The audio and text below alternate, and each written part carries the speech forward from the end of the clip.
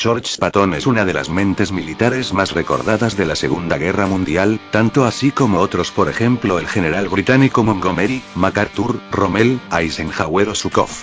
Patton había logrado, a pesar de un inicial rendimiento no tan bueno en la batalla de El Guetar, haberle dado a las tropas norteamericanas su primera victoria contra los alemanes tras la derrota en el paso de Kasserine. Patton empezó a hacerse notar, como en la invasión de Sicilia, donde tendría cierta rivalidad con otros generales aliados al usar sus fuerzas para entretener a los alemanes, pues Patton y sus fuerzas habían tomado ciudad italiana tras ciudad hasta llegar a Palermo.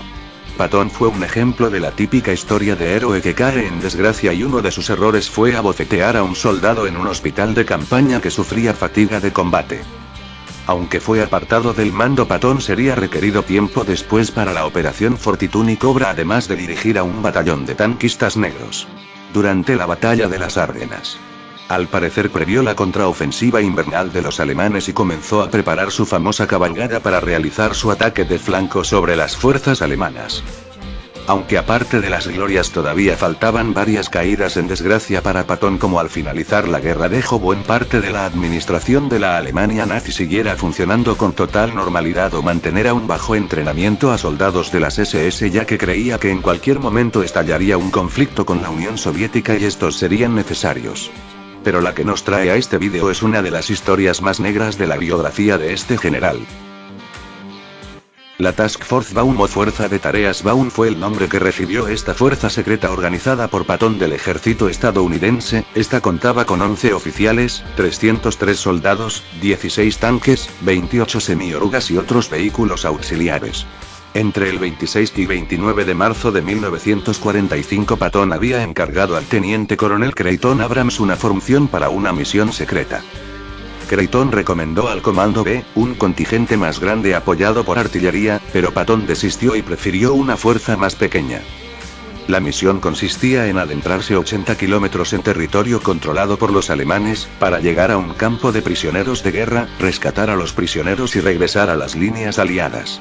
El campo se llamaba Amelburg y recibía su nombre por una ciudad a 3 kilómetros de la prisión, compuesto de 2 salas, una donde se mantenían a los oficiales y otra donde estaban los soldados rasos y suboficiales.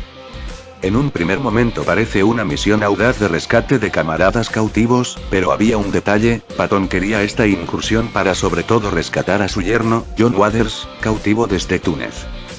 Al mando de la columna estaría Abraham Baum, quien dio nombre a la fuerza operativa. Sin embargo, la Task Force Baum sería sinónimo de fracaso desde su primer día. Durante el inicial avance del 26 de marzo, un avión de reconocimiento alemán los había detectado y la columna sería bombardeada por los cañones germanos, quedando varios vehículos averiados, reduciendo la funcionalidad del grupo incursor. Aparte, otro problema golpeaba a los norteamericanos: estos no disponían de mapa alguno sobre la zona, por lo que se valieron de las indicaciones de algunos lugareños.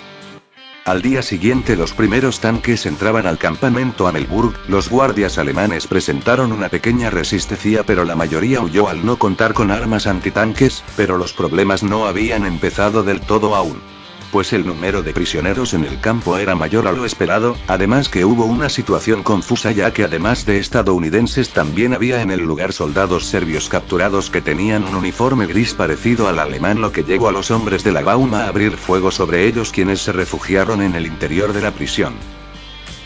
Los incursores habían rodeado el campamento y el comandante alemán cargo de la prisión solicitó una tregua enviando como intermediario al yerno de Patton, pero un guardia, quien no había sido informado del alto al fuego, al ver a Waters le disparó creyendo que se estaba fugando. El proyectil le daría en una nalga y este tuvo que volver dentro, donde los soldados serbios le aplicaron primeros auxilios.